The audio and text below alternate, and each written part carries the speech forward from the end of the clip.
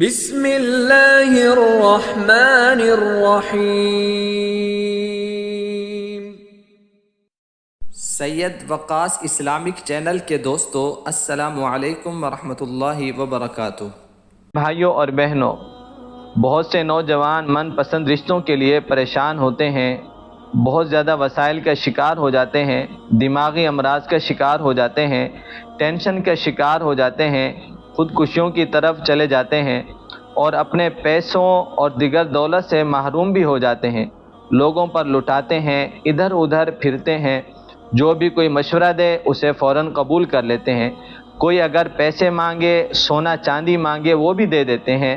یہاں تک کہ بعض تو اپنی عزت کو بھی داؤ پر لگا دیتے ہیں اور اپنے خاندان کی عزت آبرو کی بھی پرواہ نہیں کرتے، اس کو بھی پامال کرنا شروع ہو جاتے ہیں۔ تو ان تمام کو چاہیے کہ سب سے پہلے اللہ تبارک و تعالی کے دروازے پر آئیں، اور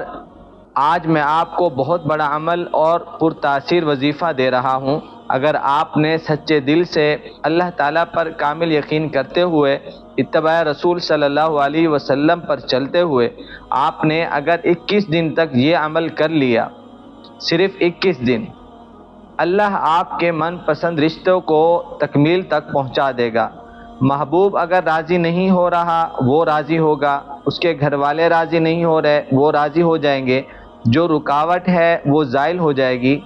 بندہ رکاوٹ ہے، جادو رکاوٹ ہے، سب زائل ہو جائے گا، دونوں میں سے ایک نہیں مان رہا وہ مان جائے گا۔ اتنا مضبوط عمل ہے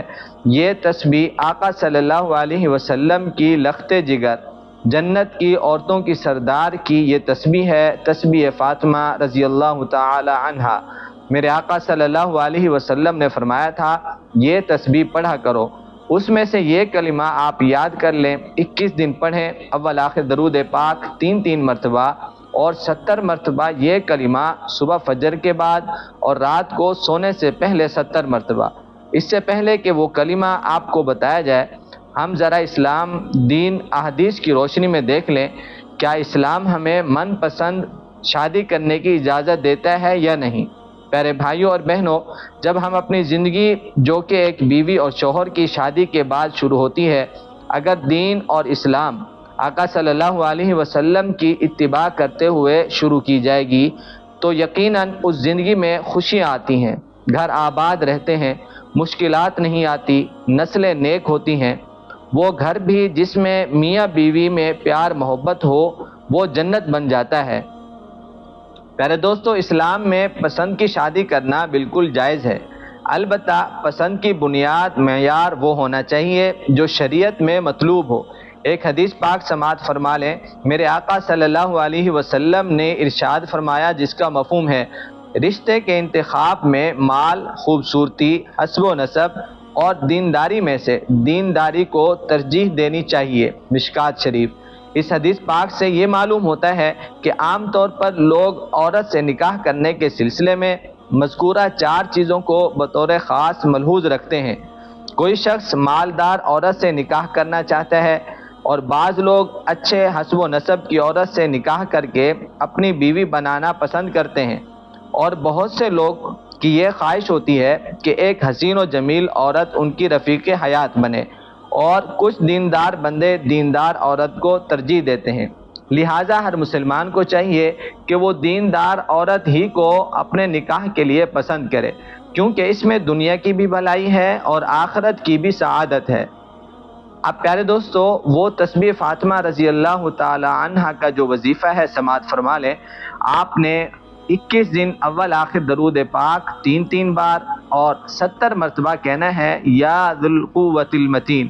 یا ذی القوۃ المتین۔ انشاءاللہ 21 دن بعد آپ کی من پسند شادی کا مسئلہ تکمیل کو پہنچے گا۔ اور آخر میں آپ تمام سے عرض کرتا جاؤں، بہت سے بھائی بہنیں ہمیں کمنٹس میں دعا کے لیے نام لکھتے ہیں، ہم انہیں دعا خاص میں شامل کرتے ہیں۔ اگر آپ بھی ہماری خاص دعا میں شامل ہونا چاہتے ہیں تو اپنا نام کمنٹس میں لکھ دیں، انشاءاللہ آپ کے نام کو بھی شامل کیا جائے گا۔ یا اللہ، جن بھائیوں نے، جن بہنوں نے اپنے مسئلے کے لیے لکھا، نام لکھ کر بھیجا، اے اللہ تو سب کو جانتا ہے، ان کے ناموں کو، ان کے مسائل کو جانتے ہیں، ان تمام کی جائز حاجات کو پورا فرما، ان کی پریشانیوں کو دور فرما، جو بیمار ہیں ان کو صحت کاملہ عطا فرما، ان کی ہر دلی مراد کو پورا فرما، آمین۔ اللہ ہم سب کا حامی و ناصر ہو۔ السلام علیکم ورحمۃ اللہ وبرکاتہ۔